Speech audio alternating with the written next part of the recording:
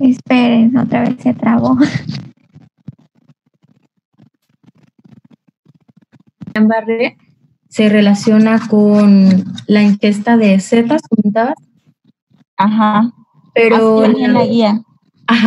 La mayoría de los casos, hasta en un 70%, se relaciona con infecciones virales, ya sean del tracto respiratorio o del tracto gastrointestinal, precedido por lo menos de 4 a 7 días antes de la aparición de los datos neurológicos del Guillain-Barré, pero en su mayoría es por infecciones virales.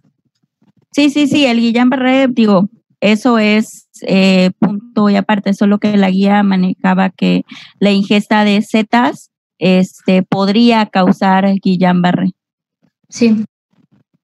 Ya le cambié, Cele. Manifestaciones, esto también es de la guía de práctica clínica de alergia a alimentos. Las manifestaciones digestivas de alergia a alimentos mediadas por IgG o mixtas, pues igual el trastorno que nos puede ocasionar, los síntomas, las complicaciones, las pruebas diagnósticas, la evolución y el tratamiento médico. Un ejemplo, de lo que más nos impete a nosotros es la gastroenteritis alérgica a eosinofilia, pues va a dar síntomas en lactantes, niños y adolescentes, síntomas crónicos o intermitentes de dolor abdominal, vómito, pérdida del apetito, falta del medro, pérdida de peso, anemia, enteropatía perdedora de proteínas. Las pruebas diagnósticas, pues igual va a ser historia clínica, pruebas cutáneas, estas van a ser positivas en más del 50% de los casos. Pobre correlación con los síntomas, dieta de eliminación y endoscopías y biopsias. La evolución va a ser habitualmente de larga duración y el tratamiento, dietas de eliminación, esteroides tópicos, deglutivos o sistémicos. Otra que es la enteropatía sensible a gluten, pues va a ser diarrea crónica, va a darnos, si tenemos diarrea crónica, pues nos va a dar síndrome de mala absorción, distensión abdominal, flatulencia, úlceras orales, dermatitis herpetiforme, anemia. Las complicaciones, pues pueden darnos anemia, hipoalbuminemia, falla del crecimiento, pruebas diagnósticas, endoscopía, biopsias diagnósticas con atrofia de vellosidades, anticuerpos, transglutaminasa y antigliadina. Evolución, pues la resolución va a ser retiro del gluten de la dieta y recaída con el reto oral. El tratamiento, pues son dietas de eliminación libre de gluten. La que sigue.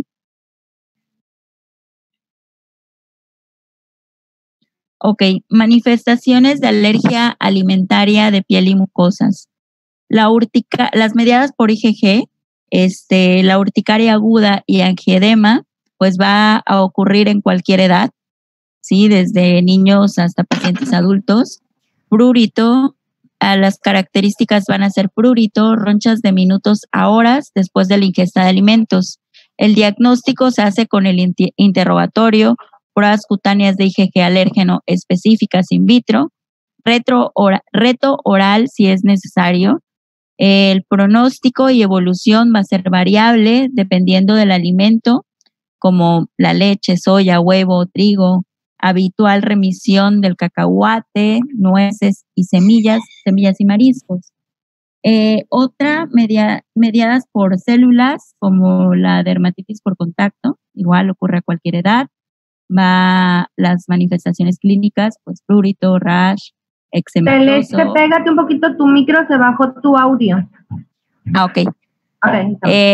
Frecuentemente va a ser en manos, cara y a menudo en contacto. Esto es ocupacional con alimentos. Ejemplo de ello, pues los pacientes que se dedican a la cocina. O sea, si tengo manipulación de un ejemplo, cítricos, ¿sí? Los vendedores que hacen jugo de naranja, pues van a tener dermatitis por contacto y esta va a ser debida a alimentos. ¿sale? El pronóstico y la evolución pues es variable.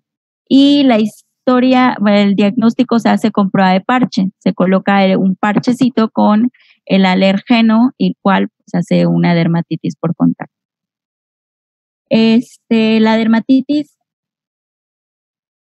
bueno, las mediadas por IgG y por células, un ejemplo de ellas son la dermatitis atópica.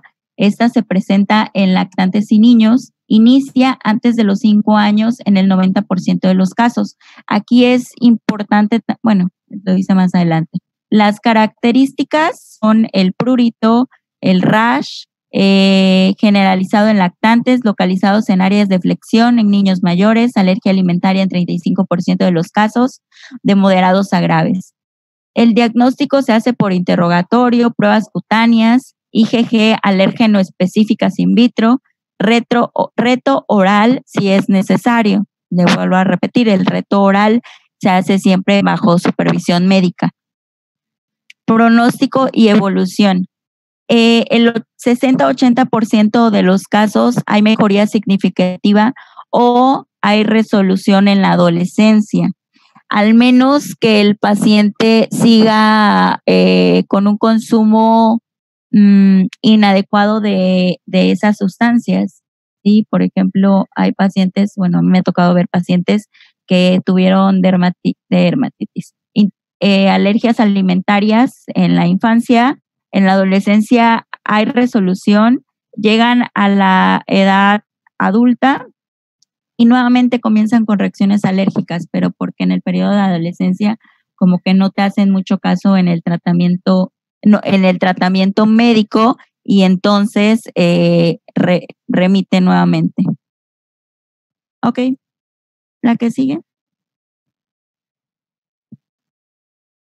Manifestaciones respiratorias, esto es lo que comentábamos, ¿no? Del asma alérgico, como lo clasifican algunas veces los pediatras. El asma alérgico por alimentos, mediadas por IgG, la rinoconjuntivitis alérgica. Esto ocurre a cualquier edad. Comienza con prurito ocular, inflamación, lagrimeo, prurito nasal, congestión, rinorrea. El diagnóstico, igual, interrogatorio, pruebas cutáneas, IgG alérgeno específicas in vitro, y la evolución y pronóstico es variable. Mediado por IgG y por células, el trastorno pues es el asma. Este ocurre a cualquier edad. Antes de los 5 años, en alguna bibliografía lo leí, y sus características pues son cuadros respiratorios como tos, sibilancias, disnea, alergia alimentaria. Pues aquí puede haber un riesgo de que el paciente tenga una intoxicación por algún alimento y puede llegar a intubarse, ¿sí? El diagnóstico pues se hace por interrogatorio, pruebas cutáneas, IgG, alergia no específicas, in vitro y el reto oral. Aunque no la guía, o sea, en todos los cuadros te presenta que el reto oral, pero en el texto te dice que no se debe de utilizar. Sí, la evolución y el pronóstico es variable, depende del apego al tratamiento. La que sigue.